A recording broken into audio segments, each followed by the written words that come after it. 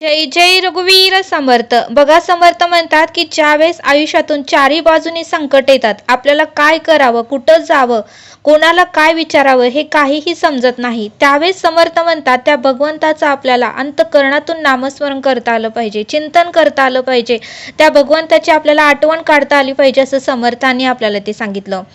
बघा, समर्थ म्हणतात की आपण आनंदात असतो त्यावेळेस त्या भगवंताचं, त्या परब्रह्माचं आपण कधीही नाव घेत नाही, किंवा आपण ज्यावेळेस एखाद्या वस्तू खरेदी करायला जातो त्यावेळेस कधीही म्हणत नाही, हे परमेश्वरा, हे ईश्वरा, मी आज ही वस्तू खरेदी करत आहे, तुला आवडेल का आणि तुझ्या आज्ञेनुसार मी हे घेत आहे, तेव्हा सुद्धा आपल्याला ईश्वराचं नाव आठवत नाही.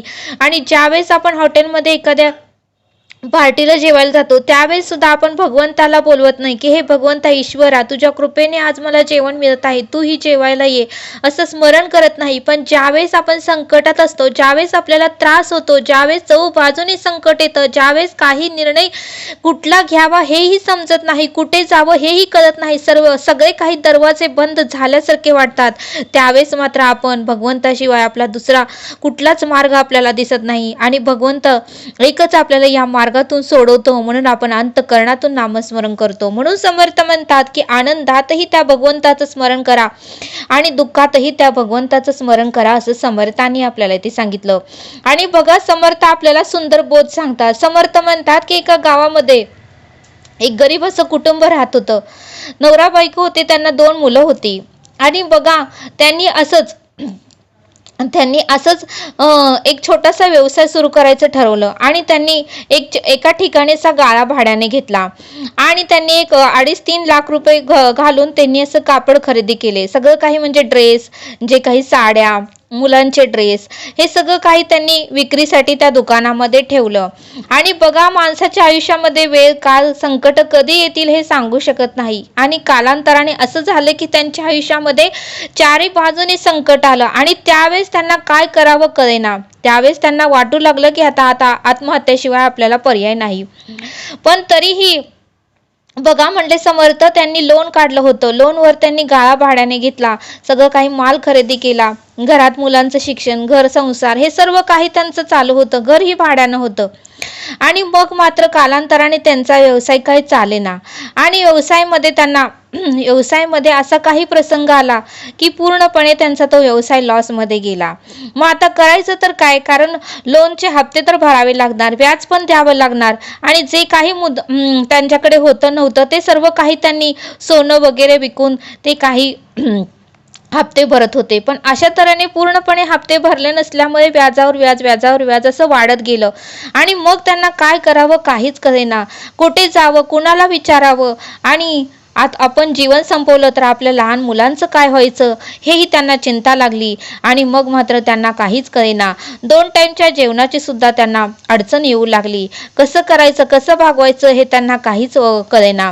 आणि मग मात्र बघा, त्यांनी अंतःकरणातून त्या भगवंताचं, ते ईश्वराचं दोघांनीही नामस्मरण करायचं ठरवलं. हे भगवंता ईश्वर, ह्या सृष्टीवर तू सर्व काही चालक आहेस, तूच आम्हाला जन्माला घातलेला आहेस, तूच आमचं पालन पोषण करणार आहे, आता हे संकट तूच आमच्या वाटेला दिलेलं आहे आणि निवारण ही तूच कर, आता तुझ्याशिवाय आम्हाला कोणीही नाही आणि तूच आम्हाला या संकटातून, या मार्गातून, या दुःखातून, या समस्येतून तूच मला सोडवणार आहे आणि तुझंच आता आम्ही नामस्मरण करणार आहे, कारण आम्हाला कुठलाही मार्ग सापडत नाही, कुठे जावं, कोणाला विचारावं, काय करावं, 2 लहान मुलं आहेत, आम्हाला काही समजत नाही, तूच आता सर्व काही आहे. आणि मग मात्र बघा, म्हणले समर्थ, एक ताई त्यांच्या घरी आल्या आणि त्या ताई म्हणाल्या, ज्या ताईंवर संकट आलं होतं त्या ताईंना म्हणाल्या की तुला एका ठिकाणी काम आहे, तू जर करणार असशील तर मी त्यांच्याशी बोलून घेते. त्यावेळेस त्यात कर्ज झालेल्या ताई म्हणाल्या, मला खूप आता कामाची गरज आहे, जेथे काम असेल तेथे मी करायला तयार आहे. बघा, मग त्या शेजारच्या ताई म्हणाल्या की तुला हॉटेलमध्ये चपाती करायचं काम आलेलं आहे आणि तू जर करणार असतील व्यवस्थित प्रामाणिकपणे तर तुला ते पगारही वाढवून देतील. आणि मग मात्र त्या ताईने कुठलाही विचार न करता दुसऱ्या दिवसापासून त्या कामाला जाऊ लागल्या आणि मग त्या भाऊंनाही एका फर्निचरच्या दुकानामध्ये छोटीशी अशी नोकरी मिळाली.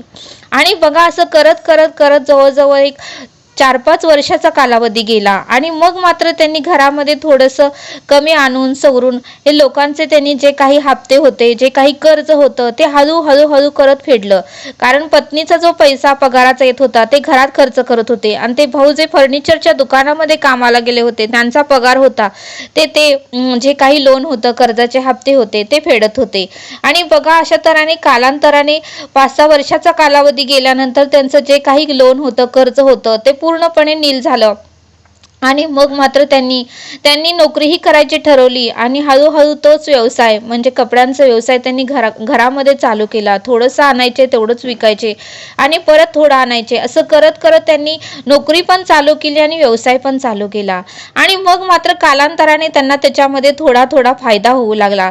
आणि मग अशा तऱ्हेने कालांतराने त्यांनी बचत करून करून एक गाळा स्वतःच्या नावावर खरेदी केला, तोही स्वतःच्या पैशाने. आणि मग मात्र हळूहळू त्याच्यामध्ये ते थोडे कपडे आणू लागले. आणि जसा मग त्यांचा व्यवसाय वाढू लागला तसा त्यांनी तो फर्निचरच्या ठिकाणचा जॉब आहे तो त्यांनी सोडला आणि आपला व्यवसाय चालू करायचं ठरवलं.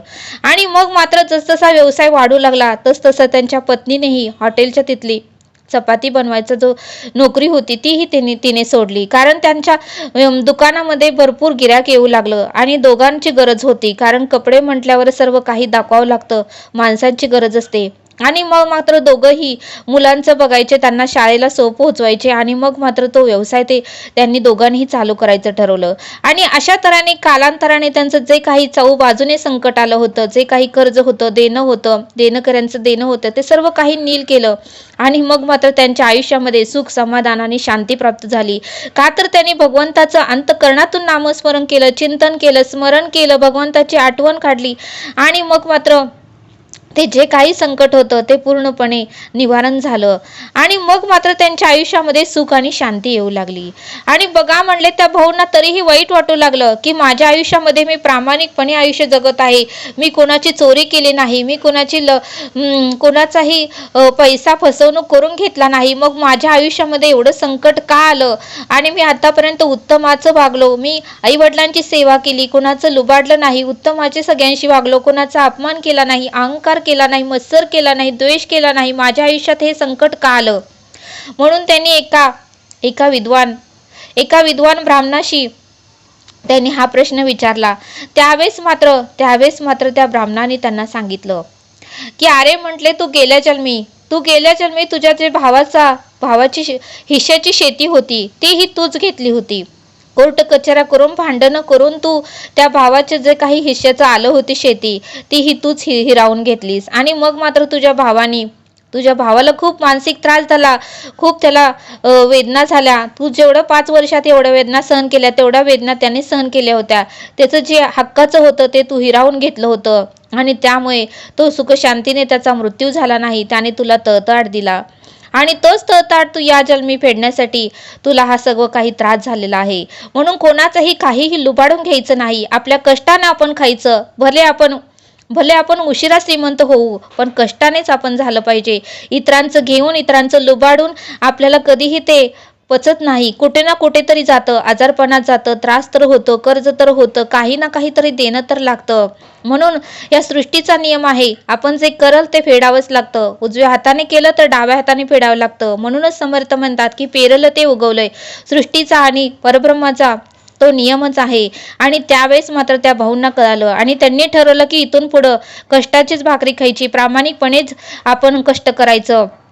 आणि मग मात्र त्यांनी त्या विद्वान ब्राह्मणांना साष्टांग दंडवत घालून त्यांचा आशीर्वाद घेतला. बघा म्हणले समर्थ, या बोधातून आपल्याला हे शिकायला मिळतं की आपल्या आयुष्यामध्ये जे काही आहे त्यामध्ये आपल्याला समाधानी राहता आलं पाहिजे. आपण इतरांचं लुबाडून बंगले बांधतो, शेती घेतो, पण कालांतराने पुढे जाऊन आपल्याला त्याचा खूप त्रास होतो. म्हणून समर्थ म्हणतात 1 रुपयाही लोकांचा घेऊ नका, कारण जरी घेतला तर ते फेडण्यासाठी सृष्टीवर परत जन्माला यावंच लागतं. म्हणून समर्थ म्हणतात की स्वकष्टाने आपल्याला जे काही काम आहे ते करता आलं पाहिजे आणि प्रामाणिकपणेच आपलं जीवन जगता आलं पाहिजे. भले 4 पैसे कमी येऊ द्या पण सुखा समाधानाने आयुष्य जगण्याचा प्रयत्न केला पाहिजे, असं समर्थांनी आपल्याला इथे समजावून सांगितलं. म्हणून समर्थ म्हणतात की चारी बाजूने जरी संकट आलं तर घाबरू नका, हार मानू नका, भगवंताचं त्या ईश्वराचं अंतःकरणातून स्मरण करा.